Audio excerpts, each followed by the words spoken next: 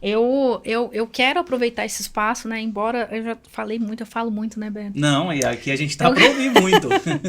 Eu quero aproveitar esse espaço. É uma coisa que eu me deixei muito livre desde o primeiro momento que surgiu esse convite para vir aqui. Foi uma coisa que eu pensei muito assim: se eu sentir vontade, se eu sentir que o meu coração vai conseguir falar de forma leve, eu quero falar. E agradeço a compreensão, né, por você, né, ressaltar isso, me deixar à vontade. Mas assim, eu preciso falar, é uma oportunidade que eu tenho de falar para um público maior. De fazer alguns agradecimentos também. Assim, eu, ao mesmo tempo que foi a maior dor da minha vida, indiscutivelmente, mas foi uma emoção imensa o tanto que eu me senti abraçada. Eu e o meu irmão, minha família no geral, né? Mas assim, a gente se sentiu muito amparado. A gente teve apoio, assim, Beto, eu não consigo mencionar, assim, eu não consigo, é injusto citar nomes, eu não consigo mencionar o quanto a gente se sentiu apoiado, assim, quando começou, assim, quando a gente testou positivo, assim, foi aquele susto, aquele baque, né, e era um outro momento, né, na época a gente não conhecia muito sobre a doença, Sim. às vezes, até pouco tempo eu me cobrava isso, nossa, mas por que eu não tive essa atitude? Como que eu ia ter? Você Eu não nem a gente não sabia. nem os médicos ainda tinha, né, uma coisa mais assim, né, do que precisava fazer. Infelizmente, eles foram aprendendo com as desgraças, né? O médico da minha mãe Justamente. falou isso. Hoje, por que hoje a gente consegue salvar mais vida? Porque a gente teve que perder muito, né? É. Então, aquela época ali, não era, né? Eu acredito que o meu pai e minha mãe foram um dos primeiros, assim, a ficar naquela situação mais crítica. Foi. E assim, foi muito difícil mesmo, porque a minha mãe, a gente testou positivo e a gente estava bem, assim. Hoje eu vejo que a gente não estava bem, mas é porque aqueles sinais que a gente não conseguia identificar, né? Certo, certo. Assim, foi muito difícil mesmo, assim, quando eles precisaram ir para Goiânia. Então, assim, com a minha mãe, a gente tinha um plano de saúde e quando o meu pai precisou ir primeiro, e aí tinha leito naquele hospital, inclusive o nosso médico aqui de Silvânia, o Dr. Luiz, maravilhoso também, me ajudou muito, né? O Dr. Roger também na época, vários médicos, assim, não dá nem para citar. Eles conseguiam, até eu tinha uma amiga dele que trabalhava lá, então a gente conseguia ter mais notícias do meu pai. Infelizmente, no hospital que meu pai estava, era extremamente restrito. Ninguém Entendi. entrava, ninguém entrava, ninguém entrava. Então, Até por não saber que doença era aquela, né? então a gente tinha muita notícia através desses colegas médicos, através do boletim, né? E aí meu pai foi no dia 27, e a minha mãe de janeiro, e minha mãe teve que ir no dia 28. E aí quando foi para minha mãe ir, não tinha vaga no hospital que meu pai estava. Não tinha vaga. Ela teria que ir para um leito normal para esperar a vaga. E os médicos falaram: não tem condições, não tem, ela tem que ir para uma UTI. E aí foi quando a gente lembrou desse médico da minha avó, que é o Dr. Vandervan. Inclusive, o Dr. Vandervan tratou várias pessoas aqui de Silvânia. E aí foi quando ele tratou a minha avó, e além disso, ele é conhecido da comadre do meu irmão, lá de Goiânia. E aí foi ela que deu essa luz, né? Fala com o Dr. Vandervan. Eu tinha um número dele salvo na minha agenda. Eu liguei para ele na hora. Ele falou: como é que tá a sua mãe? Quando eu expliquei para ele, ele virou para mim e falou assim: traz a sua mãe agora, que eu vou dar um jeito. Pode trazer. São os anjos que Deus coloca no Traz a sua mãe caminho. agora. Naquela época não tinha vaga na rede privada, não tinha vaga. E ele falou: traz a sua mãe agora, que eu vou dar um jeito. Nisso, quem estava, o plantonista que ia levar, a doutora Amanda Cacheta, minha gratidão infinita a você, que acolheu a minha mãe, tratou minha mãe nesse translado, assim, de uma forma muito humana, sabe? Aquela coisa que ninguém conhecia direito a doença, as pessoas tinham medo, ela colocou minha mãe no colo, sabe? E às vezes, quando ficava muito ruim para minha mãe respirar, ela levantava um pouquinho a máscara dela, todo mundo lá tomando os cuidados, mas ela teve esse cuidado com a minha mãe, assim, nossa, muito, muito especial. E aí foi, né? Aí foi onde a gente teve essa, assim, a gente tinha condições de colocar minha mãe numa UTI do IOG, né, que é particular, é caríssimo. Não, mas a gente não pensa nisso, né? Só vai e aí a gente vê o que faz depois. E aí foi isso. Tanto que no outro dia o Dr. Vandervan falou pra mim, falou assim: Dayana, eu tive que colocar sua mãe no leito extra, porque não tinha.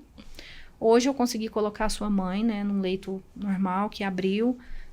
Mas eu te falo assim, você tomou a melhor decisão da sua vida, porque eu acho que sua mãe não estaria aqui se você tivesse esperado mais. Minha mãe tava saturando 80, com oxigênio ali no 8, no 10, o catéter simples.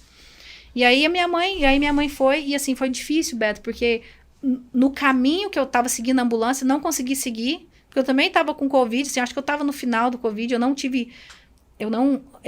sei se o meu Covid foi, assim, eu acho que foi leve, porque essa doença é muito cruel, se ela não, realmente, assim, em mim foi mais leve. E aí né, há dias sem dormir, sem comer direito, não conseguia acompanhar a ambulância. E aí no caminho, indo para Goiânia, entubaram meu pai. Meu pai já estava há umas 38 horas na UTI, mas até então estava na VNI, estava tentando outros mecanismos, né? Aí entubou meu pai enquanto a gente estava a caminho da UTI da minha mãe. Então eu estava ali fazendo os papéis de admissão da minha mãe, o médico do meu pai liga, né? Me dando essa notícia. E assim, eu saí desnorteada dali. Então, enfim, foi, né? Não dá para falar todos os detalhes, é muita coisa. Você estava sozinha mas eu tava sozinha porque porque eu tava com Covid, né? Eu estava contaminada. Então, assim, as pessoas não podiam ir ficar. A gente não conhecia, eu não queria que ninguém ficasse perto de mim, assim, eu tinha pânico de imaginar que eu pudesse passar aquilo para alguém, que alguém pudesse viver aquilo que eu estava vivendo. Então, eu estava sozinha. Então, eu saí do hospital ali onde eu deixei minha mãe, fui para um hotel ali perto, né? E no outro dia, 6 horas da manhã, estava a caminho do hospital, porque é aí que eu ia encontrar o Dr. Vandervan. Nesse meio tempo, ele já correu, fez a aplicação do plasma na minha mãe, que eu acho que foi o que ajudou muito na infecção, deu uma controlada. Porque assim, Beto, a minha mãe, ela estava... O clínico... A minha mãe, ela estava pior do que o meu pai, assim... as coisas de Deus mesmo. Minha mãe chegou a ter 98% de comprometimento pulmonar. Meu Deus do céu! Sim, a minha mãe, ela é um milagre. A minha mãe ficou por mim, pelo meu irmão, por nós, pela família, assim, é uma coisa assim que é inexplicável. O próprio médico dela fala assim que a minha mãe é um caso que ele quer levar. A primeira vez que ele viu minha mãe no hospital, ele começou a chorar, assim. Então, a minha mãe, ela é um caso, assim, é inexplicável mesmo. Então, clinicamente, a minha mãe estava muito pior do que o meu pai. Minha mãe tinha alguns agravantes, né? Minha mãe estava acima do peso, minha mãe é hipertensa, toma remédio para pressão há séculos. Então, ela tinha vários agravantes. Meu pai não tinha nenhuma doença, não tomava nenhum remédio. Então, se você olhar, assim, era mais velho. Meu pai era mais velho que minha mãe. Mas, assim, né? Tinha tudo para responder o tratamento melhor. Responder. E aí no outro dia de manhã cedo, indo pro hospital, o médico já ligou e falou: entubei sua mãe também. Ai, meu Deus. Aí, meu pai e minha mãe entubados, isso era uma sexta-feira. Nisso, meu irmão lá nos Estados Unidos, comprando passagem para vir, porque ele veio também para ficar comigo, só que ele conseguiu chegar só na segunda. Naquela época, precisava fazer os testes de Covid, senão não entrava no Brasil. Então, tinha conseguiu chegar o mais rápido que ele pôde. E foi meu esteio aqui, foi quem me ajudou demais. E aí, aí começou aquela correria contra o tempo, né, assim. Aí foi quando o doutor virou para mim e falou assim: e você? O que você tá tomando? Que exame que você fez? Aí foi que eu me lembrei, eu falei assim: uai, não tô tomando nada, não fiz exame de nada, não sei. Aí ele já me mandou para fazer uma tomografia, tava, né, com 20 e poucos % de comprometimento pulmonar. E aí foi quando eu comecei a fazer um tratamento também, né? Aí ele passou alguns remédios ali. Mas assim, parecia a sensação que eu tava anestesiada. Eu não... Era um pesadelo tão grande que... aquela sensação de pesadelo mesmo. E assim, assim, Beto, o que eu falo, assim, o que... o que aconteceu, eu tentava passar o máximo na época para as pessoas, principalmente por conta assim, a mobilização que eu vi aqui é uma coisa assim... que eu nunca vi na minha vida, eu nunca me senti tão aparada, tão amada, e eu falo assim, que o meu pai, ele era essa pessoa assim, o meu pai, ele plantou amor a vida inteira, e ele colheu até o último segundo da vida dele, assim, isso é uma coisa que me deixa muito feliz, mas muito feliz mesmo, inclusive é uma coisa assim que a gente planeja, né, então assim, foi quando eu tava mais ou menos com o dinheiro da KNN encaminhado para padronizar, foi quando a gente não pensa duas vezes, né, a gente paga uma coisa ali, meu irmão já mandou um dinheiro pra gente pagar essas primeiras despesas. E era muita despesa. Nossa. Muita. A diária da minha mãe na UTI era 10 mil reais. Nossa. Então, assim, era muito dinheiro, porque não é só isso, tem várias outras coisas também que você paga ali por fora. E, assim, é um buraco sem fundo, assim, é muita coisa. E aí foi quando a gente começou a desesperar, porque, assim, e a doutora Amanda tinha me falado isso, falou assim, a Covid é uma doença lenta, então, assim, sua mãe vai entrar na UTI, esteja preparado, porque, assim, não sai da noite pro dia. E aí foi quando, assim, eu e meu irmão, assim, a gente começou a entrar, assim, naquela fase, assim, meu Deus, e agora? A UTI, ela liga todo dia, ela te cobra, você tem que pagar, né? Então, assim, foi quando a gente começou a falar, vamos fazer uma vaquinha. E, assim, uma coisa que eu sempre tive planos, assim, depois que tudo isso passar, eu quero fazer essa prestação de contas, eu tenho vários vídeos, eu tenho recibos, eu tenho tudo. Mas, assim, sabe quando você não consegue? Mas eu acho pra que não é mim, nem necessário. chegar, assim, na minha cabeça, Beto, eu tinha essa coisa de que eu queria, para as pessoas verem, para fazer como forma de agradecimento, mas eu nunca consegui, então até aproveitar esse espaço, assim, a gente conseguiu arrecadar coisa de mais de 80 mil, sabe, entre vários nichos, assim, né, então a minha família é muito grande, então eu tenho o meu pessoal que mora lá na Europa, tem esse pessoal que mora nos Estados Unidos, amigos da época de quando a gente morou lá, né, a minha prima, a Tati, filha do meu tio Bosco, da tia Cida, ela promoveu uma vaquinha online lá junto com uma amiga maravilhosa, que meus pais foram padrinhos de casamento, a Adma, inclusive se você estiver me vendo, um beijo, Tati, Adma, junto com a minha tia Naí, os nossos amigos lá no geral, então aquela pessoa, todo aquele pessoal que a gente estendeu a mão, que a gente recebeu em casa um dia, sabe, todas aquelas pessoas rezando por nós, pedindo a Deus, nos ajudando financeiramente.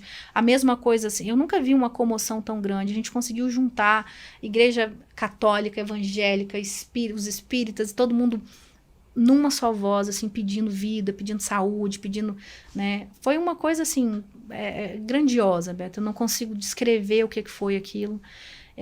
Então, assim, eu e meu irmão, a gente se sentiu abraçado em todos os sentidos.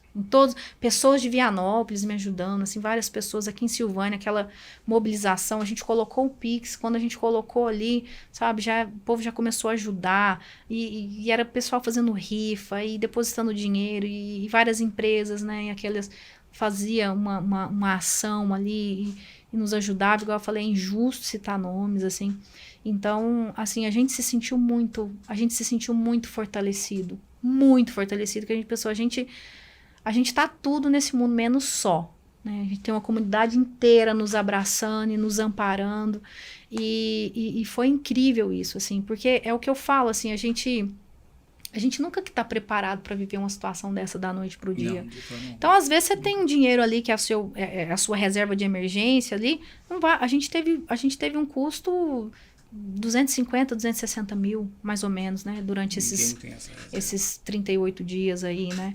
E depois que a minha mãe saiu da UTI, ela estava dentro de um hospital que tem um leito de internação muito caro, médico particular, então o médico era diária para médico. Então, assim, tudo isso ia juntando, né? Mas a gente se sentia amparado por isso, né? Meu irmão veio para ficar comigo. Então, assim, nesse contexto, a gente se sentiu muito amparado. Mudou muitos planos, mudou muita dinâmica, né? Tirando o lado financeiro, claro que o lado financeiro não tem nem como te fazer essa pergunta, mas tirando o lado financeiro, sem esse amparo, sem essas orações, sem tudo isso que vocês viveram, dá para imaginar como que seria? Seria bem mais difícil. Eu falo assim, Deus é tão maravilhoso que ele prepara, né, tudo. E eu falo que, assim, isso que a gente viveu é reflexo de quem a gente é. Eu quero acreditar. As pessoas, elas são muito solidárias. Mas não era só uma solidariedade ajudando uma pessoa, assim. Eu acho que, de certa forma, a gente recebeu todo esse amparo, porque eu acho que foi um retorno, assim, né? O meu pai era uma pessoa muito querida, minha mãe é uma pessoa muito querida, a nossa família é querida. Então, sem esse apoio, sem essas orações, sem essa comoção que foi, Beto, eu não consigo te falar o que teria sido de mim, assim, do meu irmão. Porque da gente que está de longe, só te cortando, desculpa, dá assim, a gente visualiza uma corrente tão bonita, tão positiva, tão intensa, que envolve. As pessoas que estão vivendo aquela situação, não sei se eu me faço entender, parece que é Não, sim. Parece que dá para sentir, parece que dá para ver, parece que dá para sentir. E dava para sentir. A gente se sentia abraçado todo dia. Eu acho que é o que dá. Muitas pessoas me perguntavam, como que você tá tendo força? Como é que seu irmão tá tendo força? A nossa força vinha daí. Por que a gente não se entregou? Por que a gente continuou ali lutando e firme, correndo atrás e fazendo acontecer e correndo atrás de tudo? Era essa força que a gente sentia. Porque eu e meu irmão, a gente não dormia direito, a gente não comia direito. Eu lembro que a gente levantava, a gente fazia vigília à noite, eu e meu irmão, só nós dois lá em casa. E a gente procurava deixar a porta do quarto dos meus pais fechada, porque era muito, muito difícil a gente olhar a porta do quarto aberta. Então, eu não eu ficava muito inquieta. Eu colocava um colchão na sala, perto de um altarzinho que a gente fez lá em casa, e eu dormia ali. E até hoje, Beto, assim, eu tenho um pânico de telefone tocar de madrugada, porque o meu maior medo era meu telefone tocar de madrugada. Porque se meu telefone tocasse mais ou menos naqueles horários, que eram os horários das ligações da UTI habituais, eu ainda ficava mais tranquila. Mas eu tinha muito medo do meu telefone tocar. Então, assim, eu gostava quando eu não dormia, assim. E querendo ou não, você esperava a notícia. Exatamente. Momento, né? Exatamente. Então, aí eu lembro que eu e meu irmão, a gente tinha o nosso horário, a gente levantava todo dia 2h30, a gente começava a nossa vigília ali em 3 horas da manhã, eu e ele, a gente rezava até 4, 5, 6 horas da manhã. E assim, foi um momento de uma entrega e de uma comunhão com Deus muito grande. E isso que você falou, eu consegui entender perfeitamente, não só entender como sentir. A gente se sentia abraçado, a gente se sentia muito, muito amparado.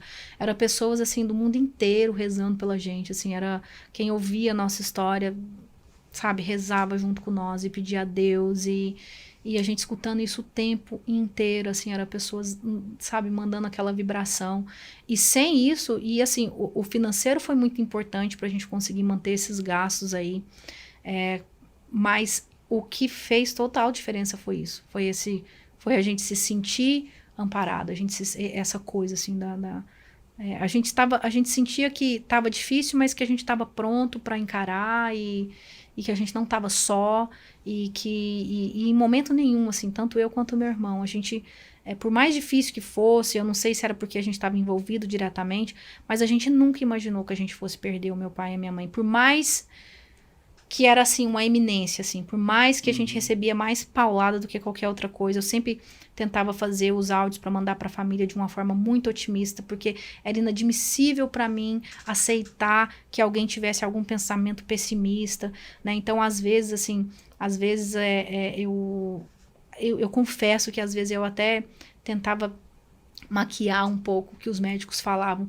porque a minha esperança, ela estava inabalável. A minha esperança, ela não era abalada com a ligação do médico. Por mais que eu ficasse com medo, assim, né, com aquela coisa do ser humano mesmo, mas assim, eu não podia me permitir imaginar que uma coisa ruim ia acontecer. E eu não queria que ninguém imaginasse isso. Então, eu sempre procurava passar os boletos, afastar qualquer pensamento negativo. Entendi. Né? Mas assim, sem dúvida, o que nos manteve de pé durante esse processo foi, sem dúvida nenhuma, essas orações que a gente fez, essa comoção que foi.